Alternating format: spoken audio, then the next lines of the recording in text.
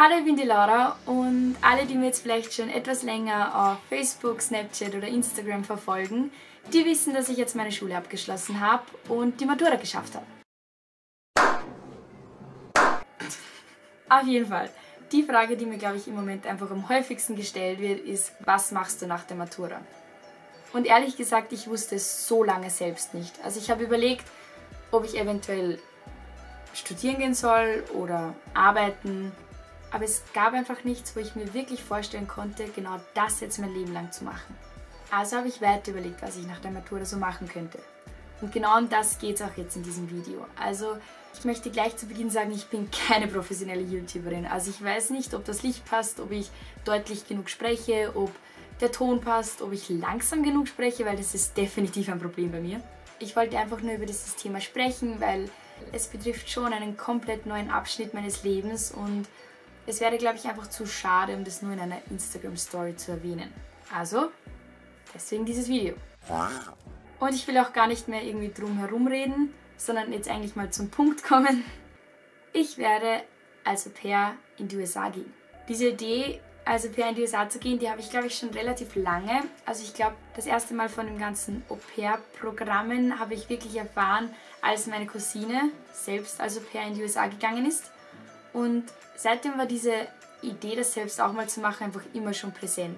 Ich wollte einfach immer schon gern das Leben in den USA kennenlernen, also die Kultur, die Traditionen, einfach wie die Familien wirklich dort leben. Und das hat mich einfach immer schon so unglaublich interessiert. Auch die Sprache hat mich immer schon sehr fasziniert. Und noch dazu arbeite ich unglaublich gerne mit Kindern. Und diese Freude an der Arbeit mit Kindern ist natürlich eine Voraussetzung. Also wer keine Kinder mag, für den ist das Au-pair-Programm natürlich nicht geeignet. Aber jeder, der Freude an der Arbeit mit Kindern hat, der hin und wieder schon auf Kinder aufgepasst hat und der den Führerschein hat, das ist nämlich auch ganz, ganz wichtig, ich glaube, für den ist einfach das Au-pair-Programm perfekt. Ich habe einfach relativ oft auf Kinder in der Familie aufgepasst, auf Kinder außerhalb der Familie und das hat mir einfach immer so viel Spaß gemacht. Und ja. Okay, und das nächste große Thema ist die Agentur. Ich werde in die USA gehen in Kooperation mit IFS. Also IFS ist eine Agentur, die Auslandsaufenthalte mit verschiedenen Programmen anbietet. Ich habe mein Büro in Wien, aber auch Events in ganz Österreich, wo man sich einfach nur mal informieren kann. Ja, wer noch mehr Informationen dazu haben will, ich werde euch dann irgendwo die Website einblenden, wo ihr einfach nachschauen könnt und alle Informationen dazu erhält. Ich möchte jetzt aber auch noch ganz kurz anmerken, dass die Kooperation mit IFS nach meinem Bewerbungsprozess und nach meinem Matching-Prozess stattgefunden hat. Das bedeutet, ich habe zuerst schon eine Gastfamilie gefunden und hatte das komplette Bewerbungsverfahren alles hinter mir und danach wurde mir erst die Kooperation von IFS angeboten. Ich wollte das nur noch schnell dazu sagen, damit ihr einfach wisst, dass ich IFS wirklich aus meiner Überzeugung gewählt habe und nicht, weil mir irgendwas dafür angeboten wurde. Ich habe das erste Mal von IFS erfahren, als meine Cousine, die ich vorher schon erwähnt habe, eben auch als Au-pair ins Ausland gegangen ist, weil da ist sie nämlich auch mit IFS gegangen und sie hat gesagt, sie hatte während der kompletten Zeit keine Probleme. Und ja, im Endeffekt habe ich mich aus diesen Gründen dann auch für IFS entschieden. Was mir persönlich bei IFS auch noch extrem gefallen hat, ist, dass fast jede Mitarbeiterin dort selbst Au-pair war. Das bedeutet, die wissen ganz genau, wovor ich Angst hatte oder was meine Gedanken, was meine Zweifel waren und auch, die wussten auch ganz genau, was ich nicht denke.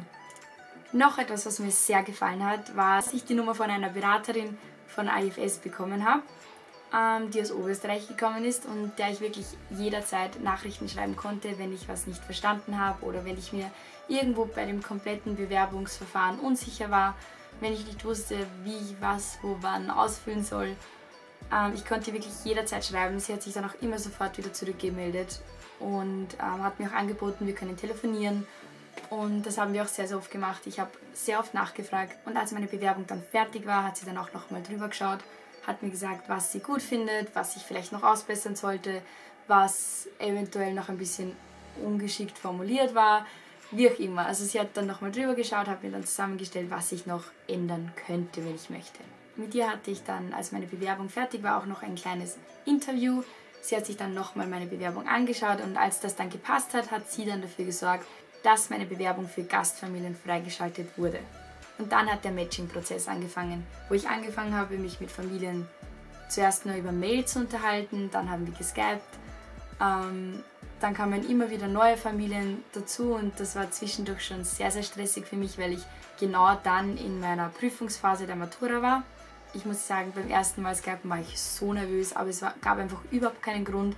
Die meisten Familien hatten vorher schon Au-pairs.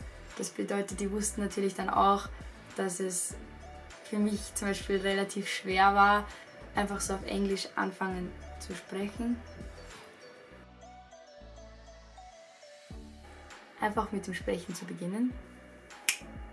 Vor allem auch, weil es Englisch war und das nicht meine Muttersprache ist und ich auch Angst hatte, Fehler zu machen.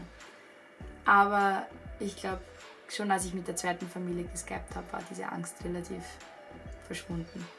Weil ich wusste, dass sie wussten, dass ich mir sowieso Mühe gebe und dass, wenn ich Fehler mache, dass es natürlich nicht absichtlich ist, sondern dass es einfach komplett natürlich ist.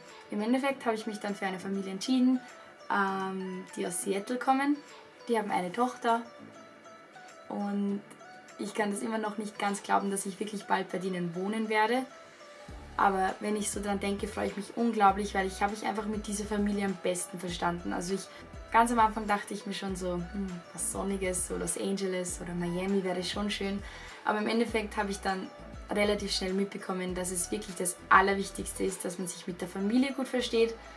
Weil im Endeffekt kann man dann an jedem Ort was Schönes finden, solange man sich mit der Familie gut versteht. Und ich verstehe mich mit der Familie wirklich super gut und momentan bin ich einfach nur unglaublich nervös und ich freue mich so sehr, dass ich sie endlich persönlich kennenlernen darf. Ja, also ich werde am 27. August abreisen. Zuerst werde ich mal nach New York fliegen zu den Orientation Days für 3 Tage und erst danach geht es dann weiter zur Gastfamilie. Ja, also wenn es jemanden von euch gibt, der noch einige Fragen dazu hat, könnt ihr mir die gerne in die Kommentare stellen oder mir auch auf meinen Social Medias schreiben. Ich beantworte die wirklich, wirklich sehr, sehr gerne. Und ich werde versuchen, dass ich euch ein bisschen mitnehme. Also ich werde versuchen zu vloggen, wenn ich dann in den USA bin. Eventuell natürlich auch Musikvideos drehen. Danke auf jeden Fall, dass ihr zugeschaut habt. Wie verabschiedet man sich hier? Ich habe keine Ahnung. Egal. Danke, dass ihr zugeschaut habt. Fragen, wie gesagt, einfach in die Kommentare schreiben und wir sehen uns bald wieder. Tschüss!